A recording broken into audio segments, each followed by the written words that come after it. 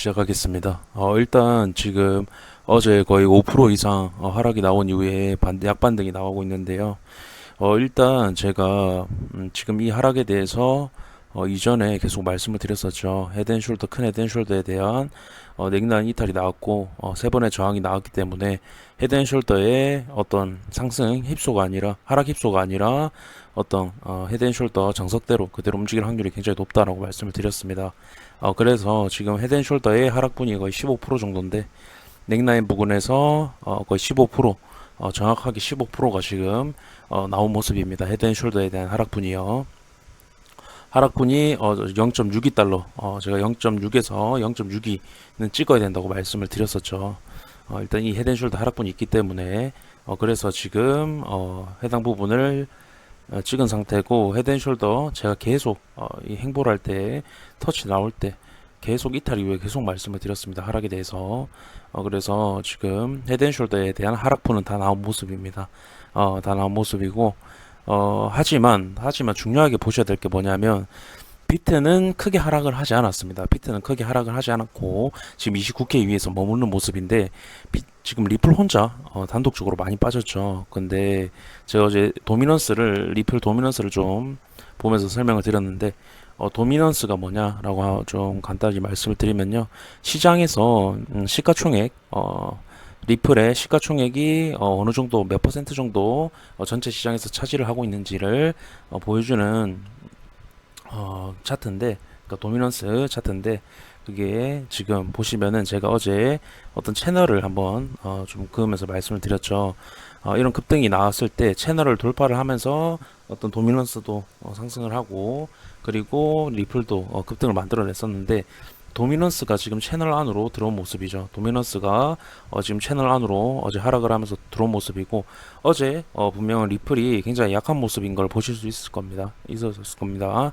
근데 지금 보시면은 앞으로 그러면은 비트가 하락할 때 리플은 그러면 좀 이제 하락을 많이 했으니까 버티냐?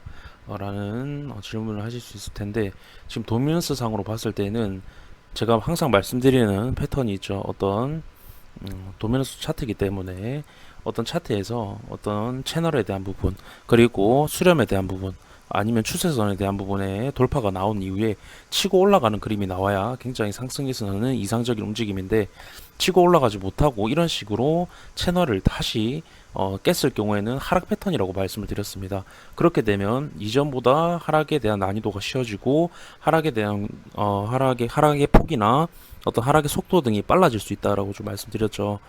지금 보시면은 다시 동문에서는 하락 패턴에 하락 패턴 국면에 지금 접어들었고, 그래서 다시 리플로 넘어가서 좀 말씀을 드려보면요.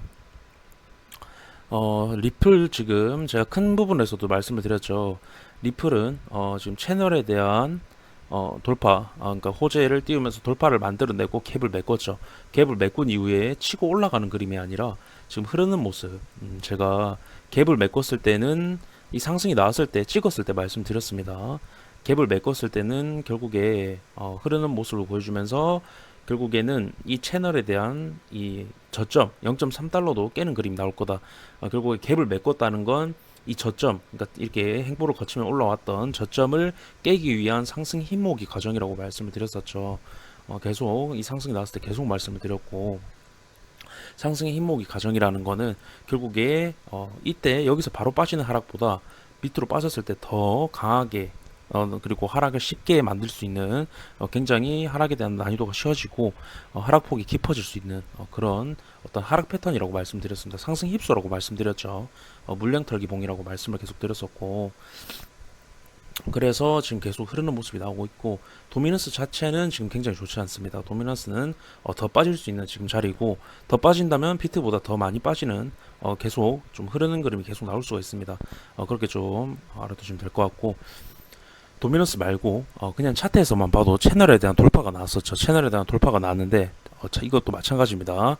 채널에 대한 돌파가 나오고, 돌파가 나왔다가 치고 올라가는 그림이 아니라 밑으로 다시 빠지는 그림이 나온다고 하면 더 강하게 난이도도 쉬워지고요. 하락에 대한 난이도도 하락 패턴이라고 말씀을 계속 드렸습니다. 저의 관점은 결국에 이 채널을 깨고 밑으로 강하게 빠지는 그림을 전 보고 있고, 결국에는 이 채널에 제가 말씀드린 0.3달러 이 채널의 하단부도 깰 확률이 굉장히 높다. 저는 그렇게 보고 있습니다.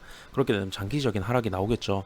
결국에 이 봉은 큰 하락장을 가기 위한 제가 어떤 상승, 그러니까 하락장의 신호탄이라고 말씀드렸죠. 그리고 그 리플이 이런 큰 상승, 급등이 나왔을 때 시장 상황이 굉장히 좋지 않다고 말씀드렸습니다.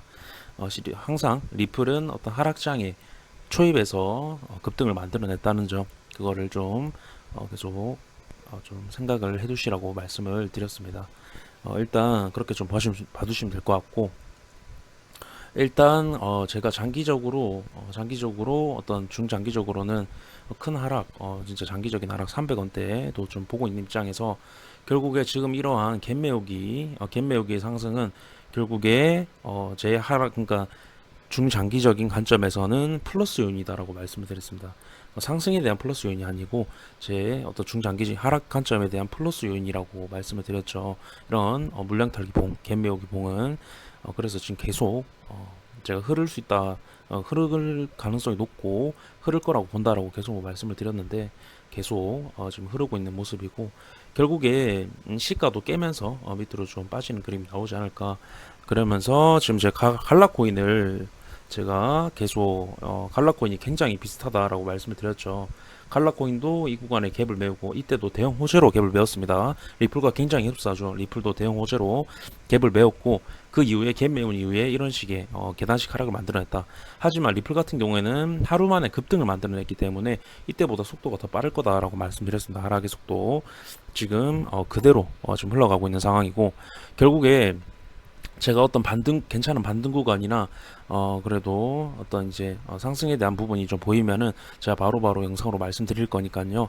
일단 지금 상황은 채널에 대한 지금 이탈이 나올 가능성이 높고 그렇게 되면 하락 패턴 결국에는 저는 하락 패턴으로 이어질 거라고 생각을 하고요. 도미넌스 자체는 벌써 하락 패턴으로 접어들었다는 겁니다. 그렇게 좀 봐두시면 될 것 같습니다. 일단은 네, 영상 여기까지 찍도록 하겠습니다. 감사합니다.